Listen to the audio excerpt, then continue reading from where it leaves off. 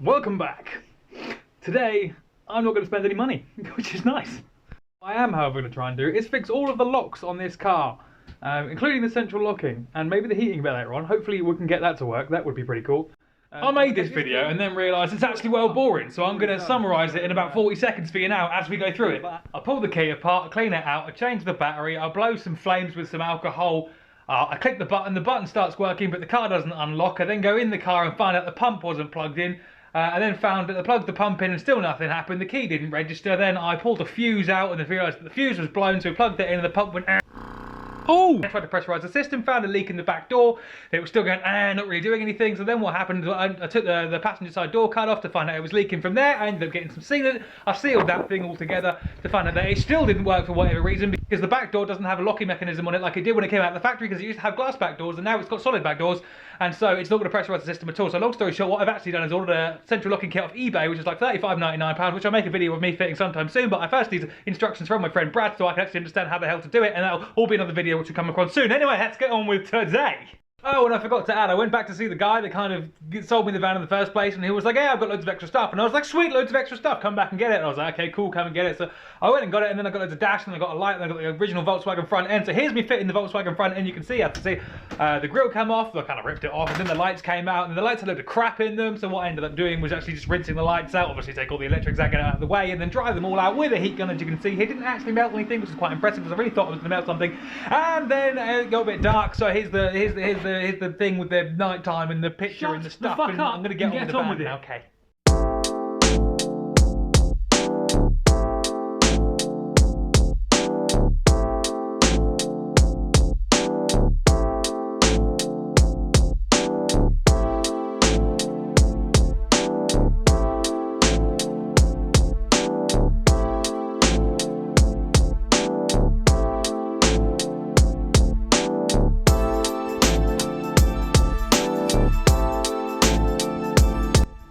Now, as you may or may not be able to see, there's a lot of space back there, and for reference, I'm going to show you how much space there is back there by getting in it.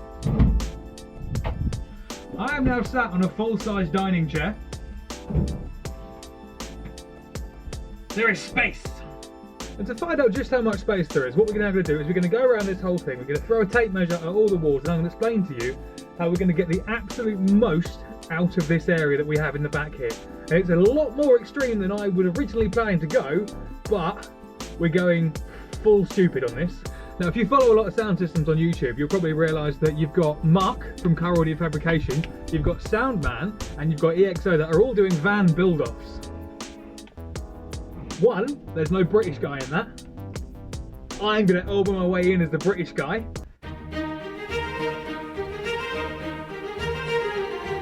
They'll never watch this video, but cool. And two, I've got a much smaller vehicle, I've got a lot less power, and several 100,000 less subscribers. But in England, things are a lot more expensive than what they are over in America. However, I'm still going to have a bloody good go. So I'm going to throw this gauntlet out there now. This is going to do a 160 on less than 15k. So I should probably shut up and show you how we're going to fit that all in here.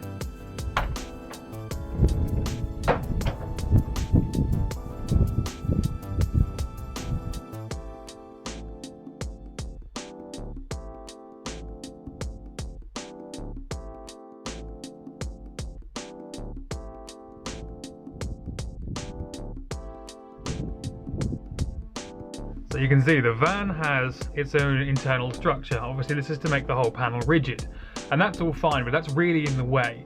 So what we're going to do is when we steel frame this thing, which is going to happen, we're actually going to go through this. So we're going to put the beam straight up to there, and then coming out to the roof section, we'll cut a notch out of the roof section to come up diagonally to the roof, steel across the roof, and then steel down the other side. So to get the absolute most we possibly can, we're going to be notching out the steel, and then the MDF, or the plywood, will be sitting as flush level with this, with a steel cage in this void. So it's going to be made out of grid work. So essentially it's going to be box sectional steel, grid worked all the way over the whole thing, and then there's going to be obviously the ply layer on top of it, and behind that there's going to be a layer of inch thick MDF. And then behind the inch thick MDF there's going to be a ton of foam, making sure the outside of this vehicle is completely solid and does not move 1 millimeter. So how much space do we have? Everyone get your pens ready and you can work this out with me, because I'm not that great at working these things out. So if you drop a comment down below with how much space you think I've got in this thing, I'm going to give you the measurements now. So these measurements are internal.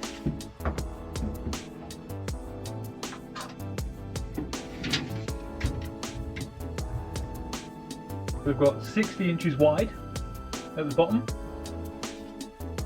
Then internally, we've got to take 2 inches off that, so that's 48 inches. So for the depth, I'm going to go from here.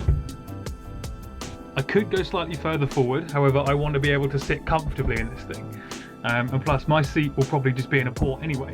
So from here, which is where the headrest sits, straight to the back of the van, 58 inches.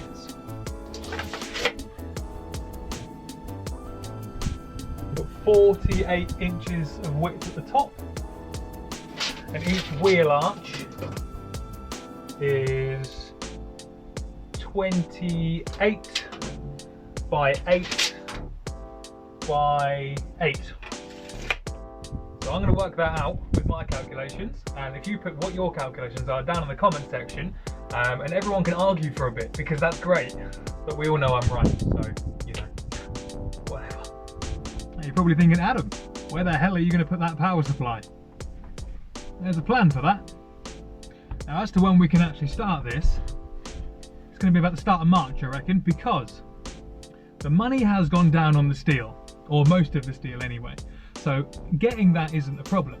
However, obviously, using the workshop that we use, that is a workplace. It is a professionally used workshop. So I have to slot myself in when they can fit me in, quite simply. And by they, I mean Sam. Cheers, Sam. What I might do actually is get a Sharpie and mark out the grid work on this thing. What if I own a Sharpie?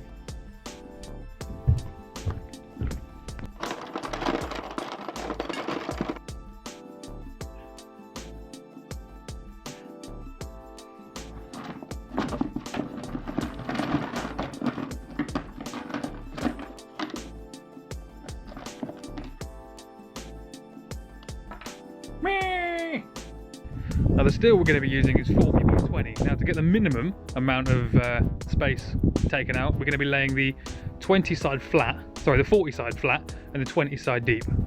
So what I now need to draw is 40mm tubing in a square fashion, all over.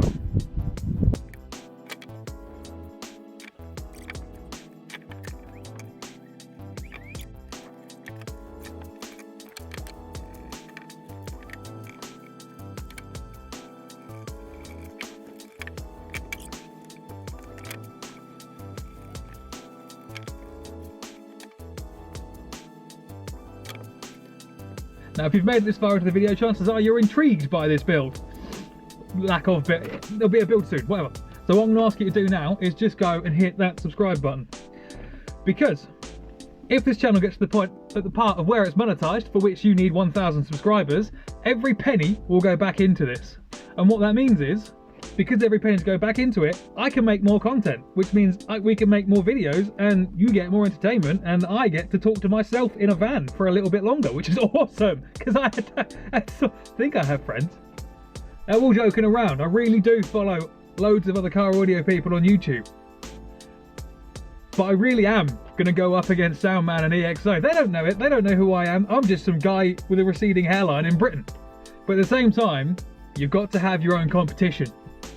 And no one else seems to be building at the moment, so I'm going to go up against the Americans now, and I'm going to show them what Great Britain is all about. Now yes, initially I'm not going to be using a great deal of power. No, I don't have the biggest subs in the world, but what I do have is a best mate who's a fabricator, and I've got one of the best enclosure designers probably in the world on the end of my phone and just down the road. So subscribe, this is going to be epic. Oh, and if you're new here, welcome, by the way, because there's been a whole load of people that have subscribed to this channel since the last time I checked it, which was awesome, so hello. At the moment, I'm looking into buying a computer setup so I can edit these videos properly. At the moment, I do everything on my phone.